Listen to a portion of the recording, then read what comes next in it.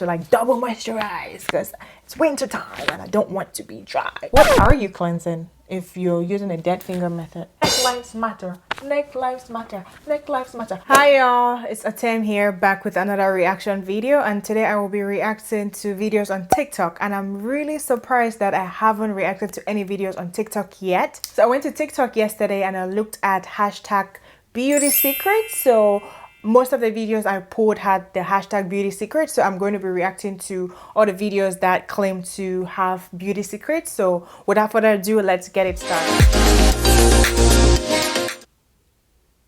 Let's talk about ice on the face. Every morning I like to start my morning with a cube of ice all over my face.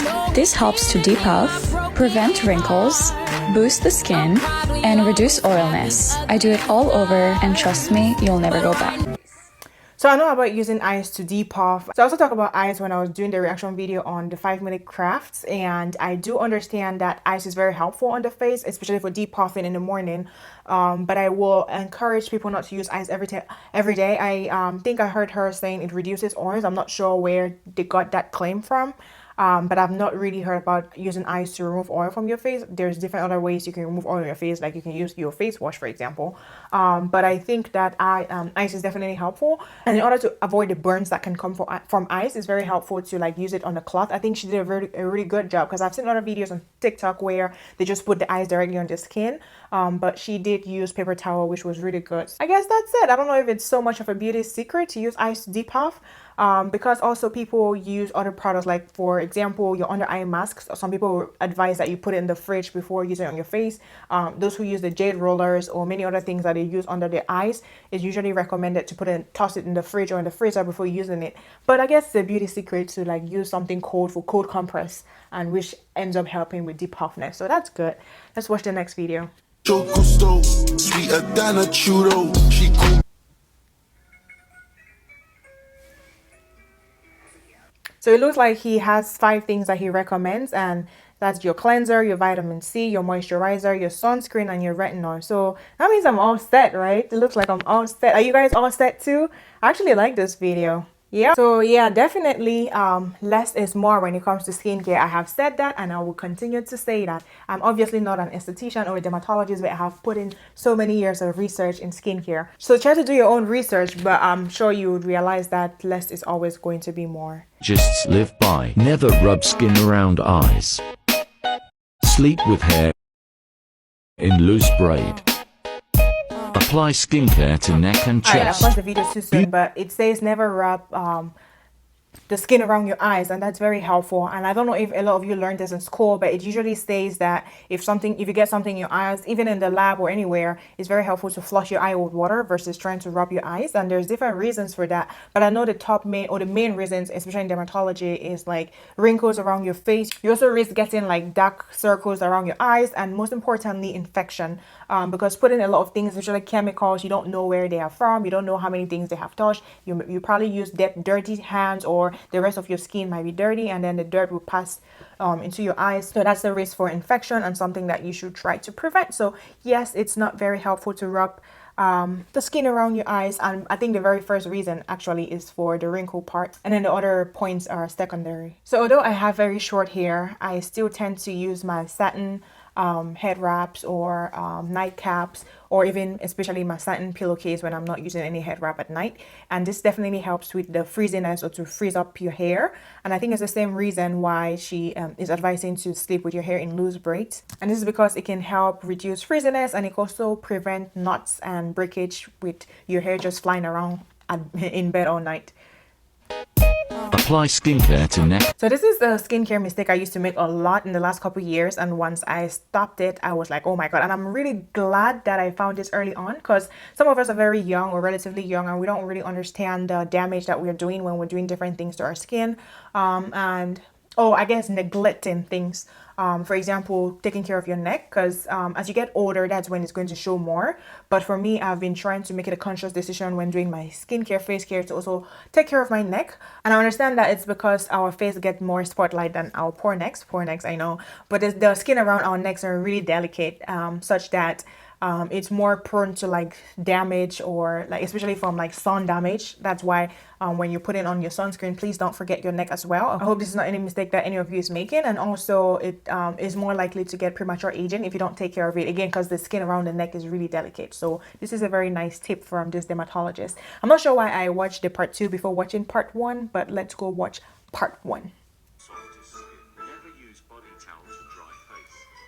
No cap, I don't use body towel on my face. That's something I'm hoping all of you practice as well, because the body towel obviously has touched everything in your body, and you don't want to transfer a lot of things back to your face, you know, your skin. I mean, sometimes it's just your skin bacteria, but it's very generally advisable to use only to have a separate towel for your face and your body. I hope this advice makes sense to those of you who use the same towel for both your face and your body.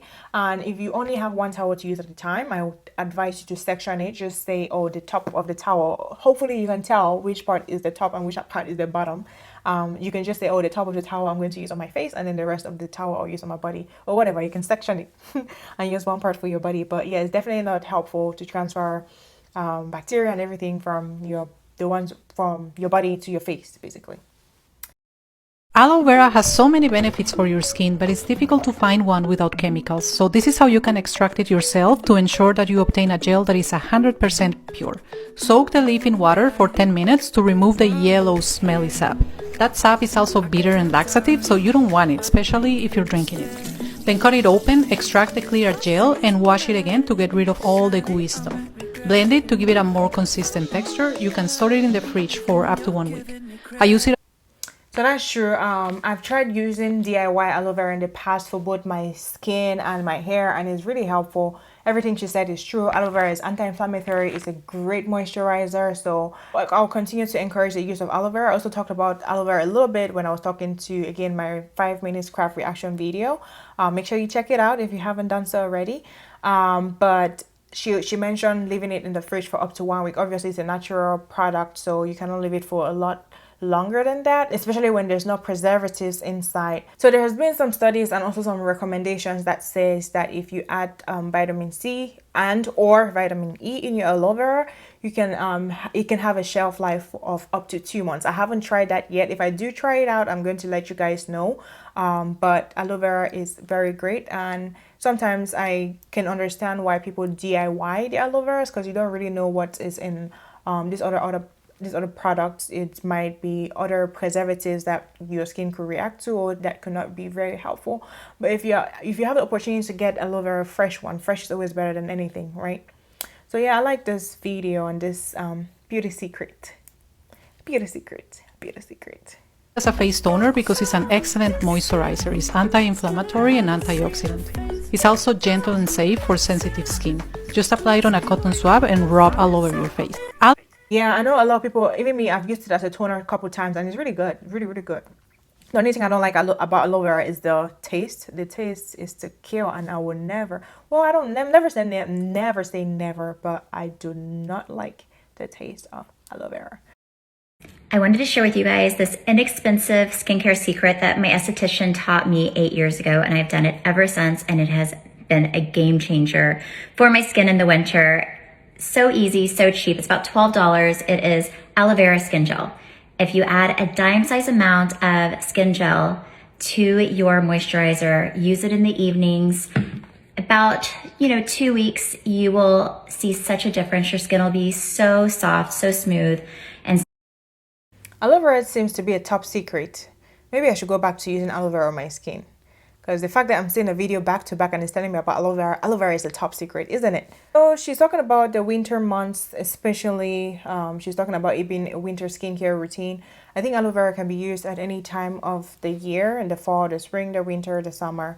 But I do understand why she's saying that she uses it more in the winter, because of its moisturizing effects. It's a great moisturizer, right? There are other great moisturizers as well. I think this is just her personal favorite. Does not mean that you should wait until the winter to use aloe vera. I would use aloe vera at every time of the year, because aloe vera is that great.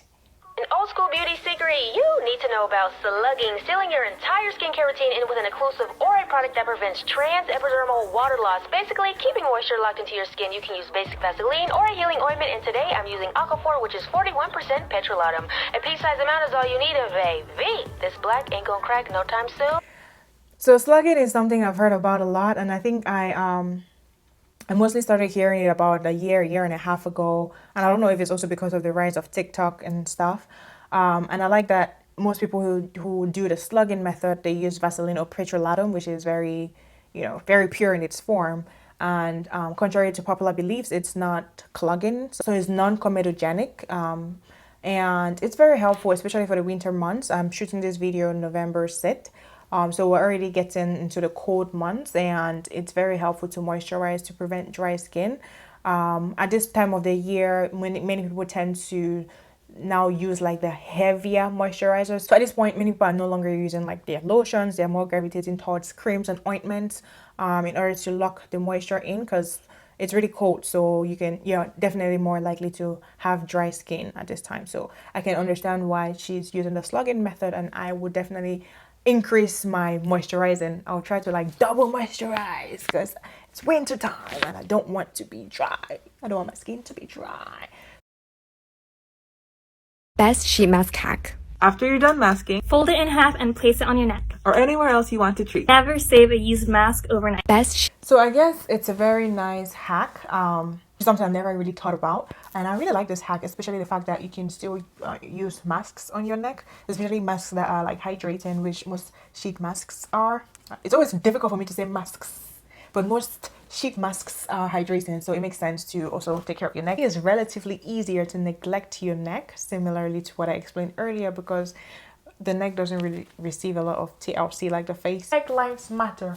Neck lives matter. Neck lives matter. So I think the best part of the sheet mask to put on your neck or any other part of your body, if you're trying to reuse the sheet mask, is obviously the side that has not been used, because the other side that has not been used still has some moisture in it and some nutrients. So I'm guessing that's why they fold the mask. They're not just folding it because of I guess the length or the shape of the neck, but they're folding it, I'm pretty sure, just because they haven't used the other part that has moisturizer and other ingredients that they're trying to use. So that's a very good hack, actually. Very nice beauty secret. Korean cleansing tip eyeliner. Do finger method. Use your 2 ring fingers to cleanse because they have the gentlest pressure. So I've heard this a lot. I don't know so much about cleansing as much as I heard about it with regards to like applying, if you're applying like your under eye masks, or like you're applying anything to your under eyes, which is I guess the most delicate part of your face, is that the ring finger tends to be like softer or less pressure. That's why it's very that's why it's definitely recommended to use the ring finger. If you guys use the ring finger for most of your cleansing, let me know. I've never really heard about using the ring finger for cleansing specifically as much as I've heard it for like under your eye area. This is they call it the 2-finger method. I think they should call it the ring finger method, because the 2-finger method has already been trademarked by the sunscreen community, where they use 2 fingers to direct you of how much sunscreen to apply on your face and neck. Like just saturated with sunscreen, that's enough for your face and neck. I don't know why they call this the 2-finger method again. I think they should call it the ring finger method, right? Or the 2 ring fingers. I don't know. That's besides the point. Dead finger method. Korean. So I've really never heard about the dead finger method. I'm not going to even lie or sugarcoat. This is the very first time, and I thought that was very interesting. Take all strength out of your fingers and just move your fingers against your face. So like, yeah. So what are you cleansing? I'm guessing it works for some people. What are you cleansing if you're using a dead finger method? Because some people will say, oh, I like to use a face scrub or like a face wash or something, because using your fingers to cleanse your face is the same as using your fingers to cleanse your teeth, to brush your teeth, because you need like extra force or something. But like if you're just using a dead finger method, I mean, I understand you don't want to hurt a delicate skin. Personally, I would not use the dead finger method, but to each their own. So if it works for you, it works for you. Don't come for me. But I mean, it was the first time I was coming across it. Let me know down below if you've heard about it, and if you've heard about it, if you use it. And if you've not heard about it, will you start using it? Let me know down below. So which beauty secrets will you try or have you tried? Let us know down below in the comment section. And if you watched up to this point, please do not forget to like, subscribe, and share to your friends and family. And thank you so much for joining me in my YouTube video today. I am very happy you stopped by. Please make sure you watch my previous videos, and when you click on those videos, I will definitely see you on the other side. Thank you again for watching. Bye bye.